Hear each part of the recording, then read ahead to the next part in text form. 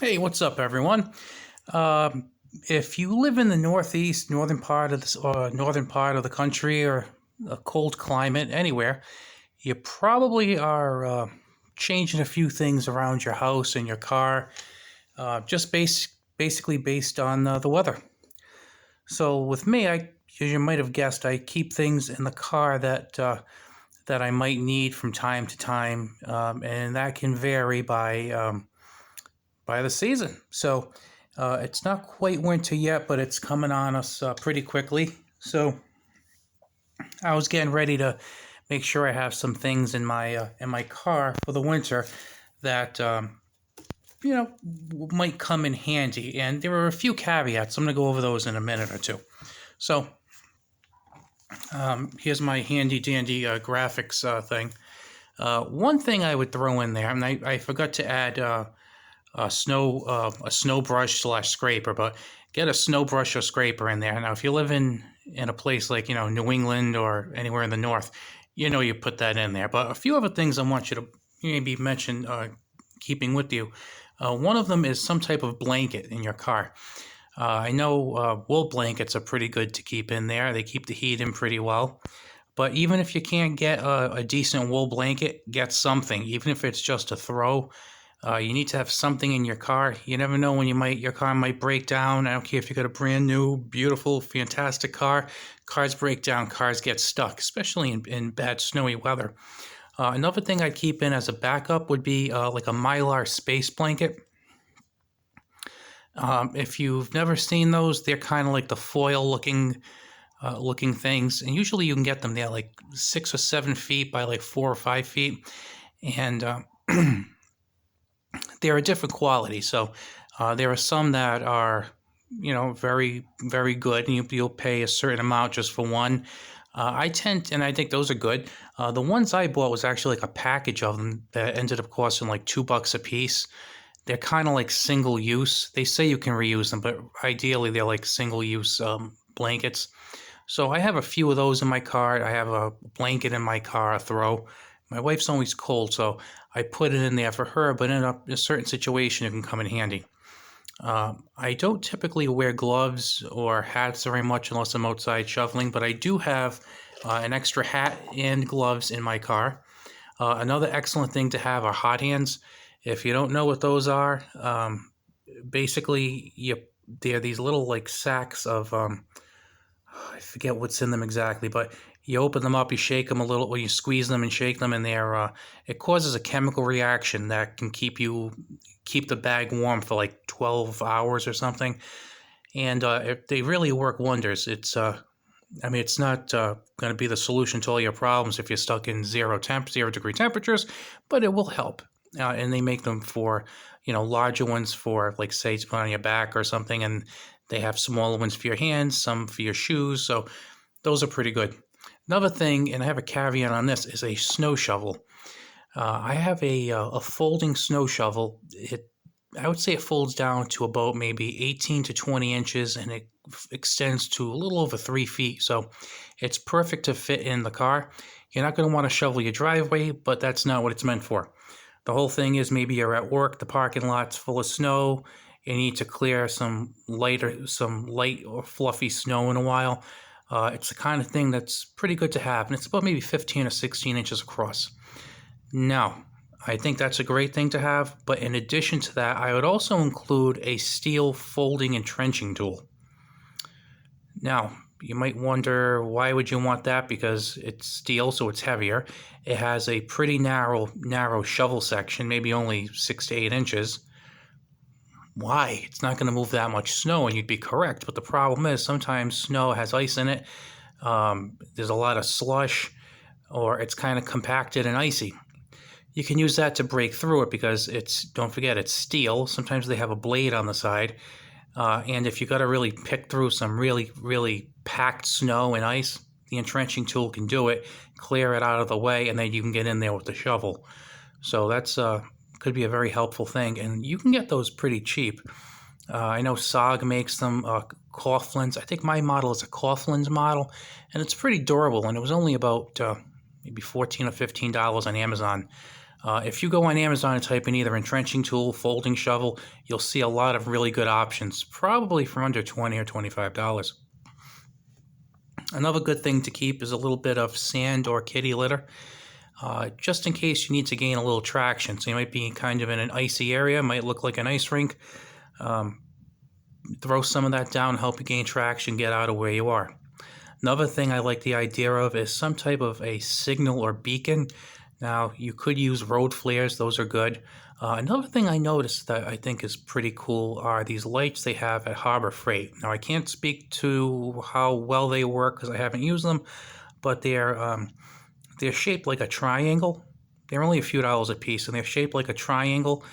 And I think they're like red and yellow.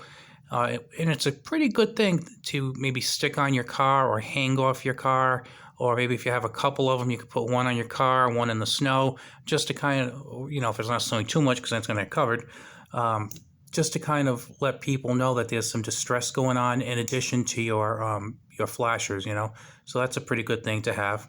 And the other thing is to have extra food and some extra water. Now, again, this isn't like an extended list or anything. These are the things that I think you should have. That I wouldn't blame you for really not having in other parts of the year, but you should have in the cold weather. Also, this isn't kind of like a survival thing. It's really not meant to be a survival thing. It's kind of really meant to be a comfort thing because, if you're stranded somewhere and you're out in the cold for a few hours, you're going to feel a lot better if you have a hat, a coat, and a jacket that's really warm, maybe a blanket, some extra food and water. Basically comfort is really the big thing there. Now, there are three things that I would kind of use to moderate this a bit. The first thing is, are you going long distances? Because this isn't as important if you're 10 minutes from home because you can just walk back home. Not a big deal. But if you're going on a 6 or 7 hour drive, you never know if things are going to get bad. Then I'd kind of like up things a bit. Like maybe you can't get help in a few hours. Maybe you're going to have to sleep there. Maybe you want to keep a nice sleeping bag out there, especially a cold weather sleeping bag. Sounds crazy, but it could make a big difference, especially if it's the kind that goes up around your head. It'll do a good job of keeping you warm. You can also line it with the Mylar space blanket if need be. So it comes in really, really in handy if you only have one sleeping bag. Sometimes you can zip them open. If there are two of you, you can use that as basically a very, very large, well-insulated quilt. That's another option. And that also kind of fits into the remote area thing. If you have bad car trouble and you're in front of a motel, you can probably go in the motel if you have the extra money, so you're not freezing outside. But what if you're going through a remote area? You're kind of stuck. No place to go. Maybe you're not really familiar with the area. Cell phone service might be spotty. You have that. So kind of try to plan ahead and try and plan for a bad scenario in case you're far from home, long distance, long time, and you're in a remote area. Like I said, not bad if you're on a busy street and you can get help easily or get into a better situation. The other thing to consider is the number of people who are with you. Most of the time when I'm in my car, I would probably say more than half the time my wife is with me. So I'd want to prepare for two. I'd want to make sure that I had enough water for whatever trip we were going on for two people, snacks and other things to eat for two people. If we're going to have any kind of blankets, jackets, hats, enough for two people. Because, let's say, and you might have one or two kids with you. Think about it. If you only have one blanket and there's three of you, what are you going to do with one blanket? If it's a huge blanket, you can all cuddle under it, but wouldn't it be better to have two than one? Wouldn't it be better to have three than two? So keep that in mind, who you're traveling with, where you're going, the surroundings of where you're going, and put those things in there. Now, some of the other basics, I'm just going to kind of hit on stuff that I carry. Again, not that I'm, any expert on this. I don't want to really kind of pretend I am because I'm certainly not. But, just kind of look at it like one person talking to another person. But one of the big things you want to also keep in there are tools. and that's like a year-round thing. Another thing I would definitely keep is a power bank. And I think I've said this before, but I really like Anchor power banks. I find that they really keep their charges like phenomenally well. I can leave it for months and it's still fully charged. And the other good thing is if you have two people charging it off it at the same time, they're each getting like full charging power. It's not split like some of the cheaper ones are. Then you're going to want charging cables. If you have, let's say, you might have a USB flashlight, you might have USB type hand warmer. I know Zippo makes one of those, so you're going to definitely want that. You might even have a USB fan in the summer, so having a charging cable, power bank, tools, that's always a good idea to have. Another thing is flashlights. Right now, if you go in my car, I believe I have 3 flashlights, and I'm not really super proud of that fact because I like having more, to be honest with you, because again, it's an important thing. I mean, to figure your cell phones probably have a flashlight function, so at least you have that as a kind of a backup to the backup. And the other thing that I also find good to have are flashlights that charge on USB or by USB, because then if you do your job with the power bank and you have your car running and your car has USB, then you're doing pretty well. Another thing that I like to have is an inflator. That has been a lifesaver for me a couple of times. Not literally, like I wouldn't have died if I didn't have it, but you get the idea. It got enough air in my tires so I was able to get someplace to have the problem taken care of. So that's something I definitely like to have. Another pretty good thing to have, and I don't have this right now, and I need to pick one up, is a car battery charger or jump starter. That's another good thing to have, and I'm seeing that a lot of these are pretty fairly priced, and they come with inflators in them. Inflators, LED lights, inverters, USB, so definitely a lot of good stuff. And then the other thing, and I would probably say it's not a bad idea to have it anytime, but especially this time, is let's call it fire stuff. So whether that be cigarette lighters, some windproof matches, something that you could use as tinder. If you have a ferro rod, well, if you're watching this, you probably have a pocket knife on you right now. That's one thing. And then you probably have at least one pocket knife in your car.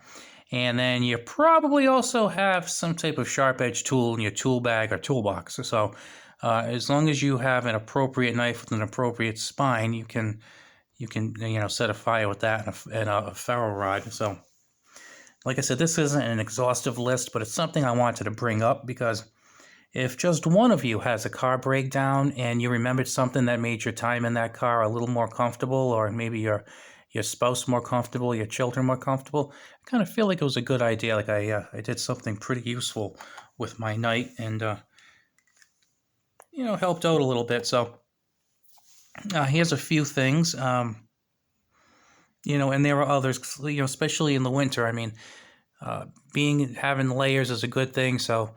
And that extra jacket is a big help. If you even have an extra sweatshirt in there would be good. Or if you have an extra pair of boots, that could also be a big help because, if you walk in and your feet are soaked, having some warm shoes to put on might be good too. And again, that depends where you are. Maybe it's not a big deal if you're not too far from home, but, if you're traveling long distances, remote areas, you might want to do that. Another thing to remember is that if there's 2 or 3 of you in the car, remember that's 2 or 3 cell phones. So, it's 2 or 3 flashlights that you have. It's 2 or 3 batteries, 2 or 3 possible means of communication. But then also that's 2 to 3 more charging cables you should have, and 2 to 3 times more battery capacity you should have from your power banks. Or even your jump starter, because don't forget, a lot of these jump starters, you can actually charge USB devices from there, and kind of comes in handy. So Hope you enjoyed this video, and hopefully, if you had any holes that you needed filled, you remember them now, and you take care of them before they might become apparent and cause you some distress. So have a good one. If you like this video, I would really appreciate a like on it. Have a good one.